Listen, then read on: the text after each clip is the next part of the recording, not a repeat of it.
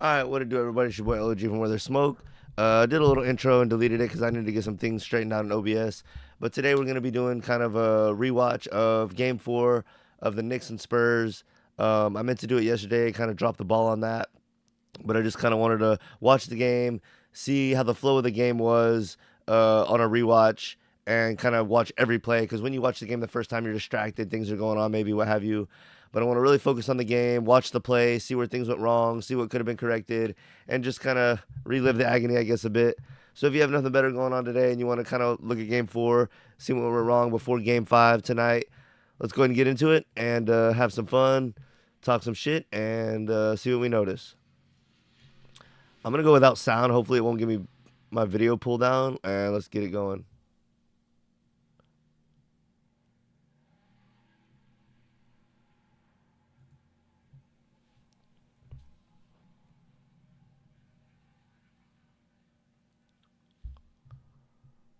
Y'all let me know what y'all are thinking of the series so far. Who's playing the best? Who's disappointed you? All that sort of thing. Um, damn, is this live not showing up?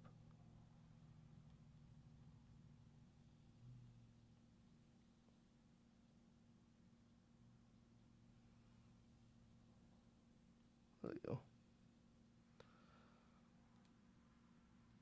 Let me get a mic check real quick.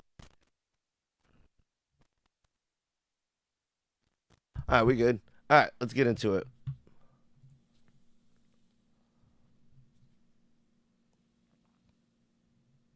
But I would say my biggest disappointment has probably been Fox and Wimby and maybe the coach overall.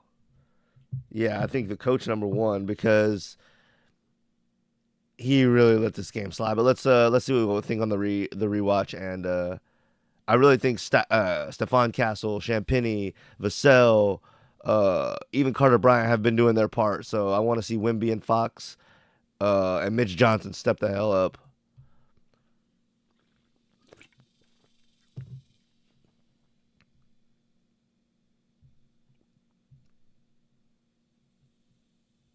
Okay, you got a foul.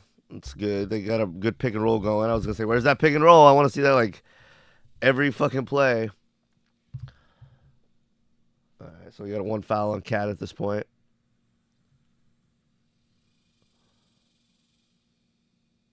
It's kind of a cheapy foul.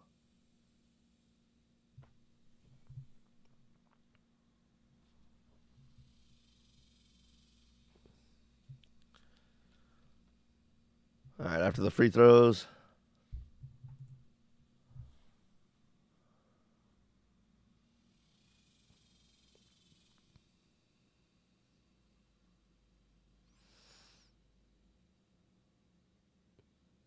We got good defense here by the Spurs. What was Wimby doing on that play? Okay. Yeah, they have him playing free safety on whoever's gonna be shooting like the corner three, like Bridges or Hart, so that he can play like free safety. And they don't want him guarding Cat straight up because they felt like in games 1, 2, or maybe even 3, he got like bodied by Cat, and Cat just has too much physicality to like back him down, back him down. So they want Wimby to play the secondary defender and be over here on the wing guy, so he can kind of play like a free safety. But let's see how he did on this play. Good, good. He should have made a move on Cat quicker because he could see Cat decided to go for the layup, and you could see Wimby was just like, "It's like, all right, contest it. He's not going to pass out, and if he is, you're so far away. You gave up the three to Bridges. If you choose to go for the three, you need to close out harder on Cat on that play, just a bit."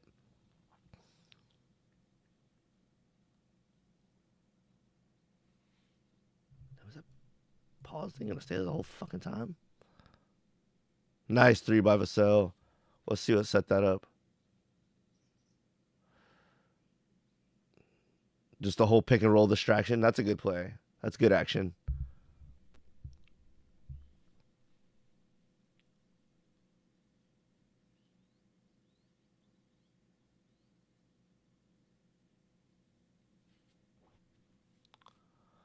Ooh. Okay, let's see what happened on that play. Wimby is on Cat from the beginning, and let's see how he does. Okay, he gets Cat to push out into the three-point line, but then Cat just gets a free drive and foul. This is why they don't want Wimby guarding Cat straight up. Cat's too big and too physical and too fast. And Wimby's just lightweight at this point in his career. Look at him. There's nothing he can do except for foul him. He did get the block at the end, but he had already fouled him. This is why Wimby needs to be double teaming on Cat, where someone's already bodying Cat up, and then Wimby can come from the back or the side and get the block without having to maybe foul him first.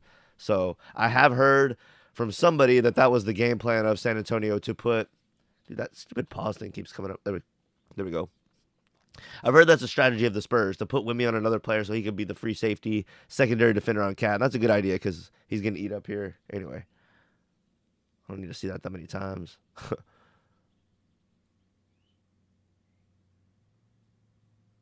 I would like to take a note that Castle has really stepped it up, because I think it was in the OKC series, in like 2 of the games, he had like 8 or 9 turnovers because he was really getting a lot of pressure handling the ball without De'Aaron Fox having it. And OKC has a really good defense, so he was running into a lot of trouble, but I think he's really corrected that.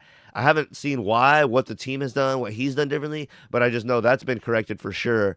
And just want to give a tip of the hat to him and say that really would be hurting us this series if he was having like 10 turnovers a game. So, Wimby, you got to take that 3.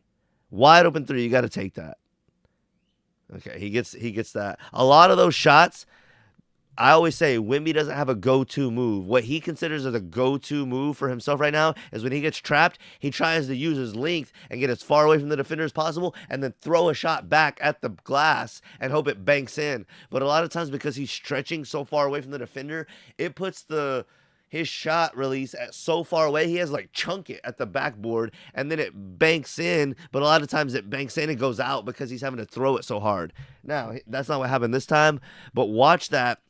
On a lot of times when Wimby gets stuck or doesn't know what to do and he needs a go-to move, he'll try to stretch away from the defender and then throw the basketball like at the glass, and a lot of times it doesn't have the soft touch that it needs to go in.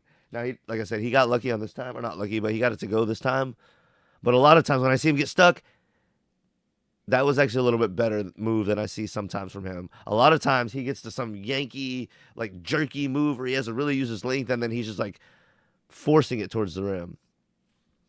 That was good. What happened here? This is on a make. They treat it almost like a fast break, though. Robinson gets free. He just kind of smokes it. What was Wimby doing that time? He was on Robinson, then he focuses all on Brunson, and no one really picks up Robinson right here. See, if you're Champagny, you either have to be on Hart or you have to be on Robinson. You're not really doing much good where you are right now, but I mean, things happen on plays and you lose people sometimes, so we're nitpicking everything that went wrong that we can find. Luckily, Robinson missed.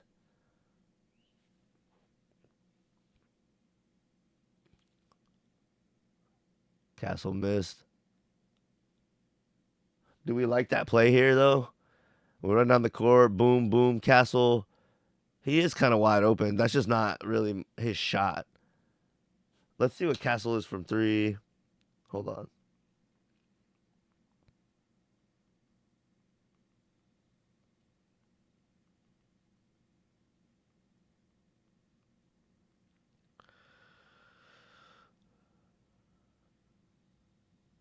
Let's see.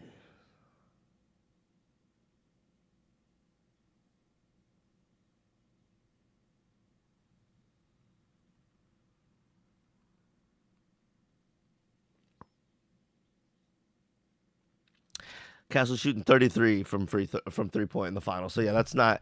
He's gonna hit some threes, and he hit a major one. I believe was at the end of game 3 or 4. I think 3, but that's not his shot overall. He's 33% in the finals, and let's see in the playoffs. Just for shits and gigs, a little informative. That's what we're doing here. We're not just rewatching the game, and he's 33% from the postseason in general. So pretty consistently shooting 33 from 3. So that's not his shot, on a not a fast break, but when you bring the ball down, their defense doesn't get set up. You're like, boom, three. That's a Champagny shot, right? Or a Vassell shot. Those are our 3-point sharp shooters on this team. I think everyone would agree. Castle, if it's a clutch moment late in the shot clock, you're wide open, we really need it, blah, blah, blah, blah, and you're feeling it already. But don't just early in the game, the game's been going on 2 minutes. You've had 1 or 2 shots. We just go down there, you're a little open, boom, three. It's like, okay, guy. You know, do we want to win this motherfucker or not?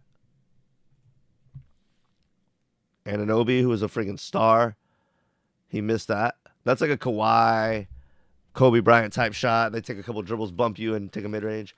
Now, that was nice by Fox. He just missed. But that's something when he's on top of his game, he can be hitting. So it's disappointing to see him miss there, but that's definitely a makeable shot for Fox when he's feeling it. Brunson gets a similar type of shot for himself, misses it. So we're not seeing anything crazy right now. Everyone's taking and getting shots that well, Castle took that one that wasn't his normal shot, but, you know, we see Fox getting a shot that he likes, missing it. We see, who did I say? I said Fox. He was the one before, but Brunson, both of them getting a shot that they like and missing. So here we get Vassell, wide open three, splash. Just like I was saying earlier, we definitely want Champagny and Vassell taking the majority of our threes. Maybe Fox and Wemby. I don't really want Castle taking more than a couple threes a game, and the same for whoever else. Nobody else really even tries it, so that's good. Get a good steal here by Champagny. Let's see what was going on. They go. Oh, he just lost it. Bad pass by Hart. Nice. So we had an early lead early on, 12-2. Nothing really crazy going on, but us just capitalizing on some things. It's disappointing because as a Spurs fan, you see, oh man, we get up by 10, we're going to get up by 20 and almost 30, and then we're going to let it come back. But I've heard several ESPN commentators and stuff say that the Knicks thrive when they're behind and they're not uncomfortable in that situation and stuff. And I could see that. And it's all about your mental framing of the situation and what you think you can do and what motivates you. And when you get a 30-point lead, you're not motivated to keep fighting as much. So it's an interesting thing of sports psychology. And we're going to see if there's certain plays and certain things. And there's also there's a palpable feel when the lead starts to evaporate in the second half of this game. And you can feel it slipping away. You can feel the momentum change. So hopefully we'll be able to pick them on a couple of plays or just a couple of minutes overall that kind of led to that and kind of maybe suss out a little bit more why and what the Spurs could have done to stop it, if anything. Hey, would a timeout here have really helped? Hey, would subbing in this player and getting, if they're going to go on a run, a 30-0 not a 30-0 run, but if they're going to catch up from 30 behind, would it hurt to sit Vic for 2 or 3 minutes if they're going to be on that run anyway, and then maybe he comes back refocused and re-energized and with a different mindset and they don't continue the run? So I want to look at substitutions, timeouts, the timing of baskets and things like that during the run. But anyway.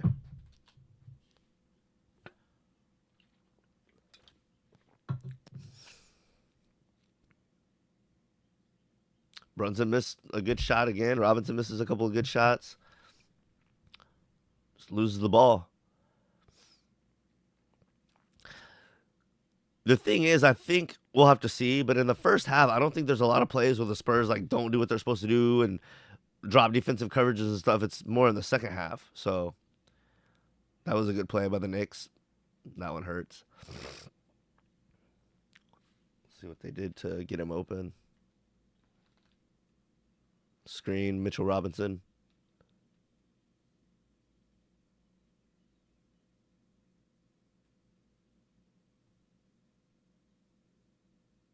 Why didn't Wemby go out there? That's weird.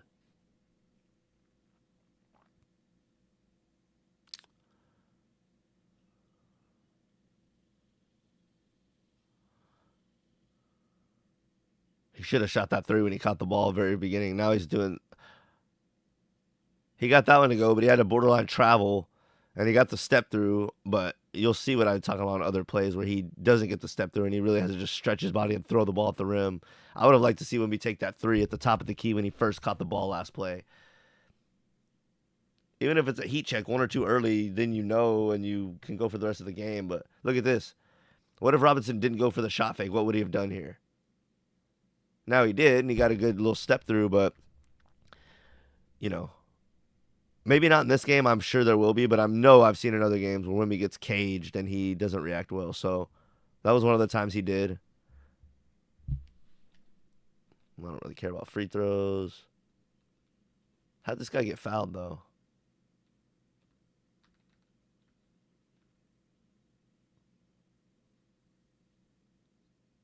Oh, that was a foul? I don't know about that, sir. That's questionable foul number one here on Robinson. Or with Robinson being fouled. I mean, excuse me, Anunoby. Don't really care about the free throws. We can skip that. Man, I do want to kind of play a little bit of the volume, but that might distract me from what I'm going to pick up and what I'm going to say. And I feel like we're doing good right now with, oh no, as soon as I say that.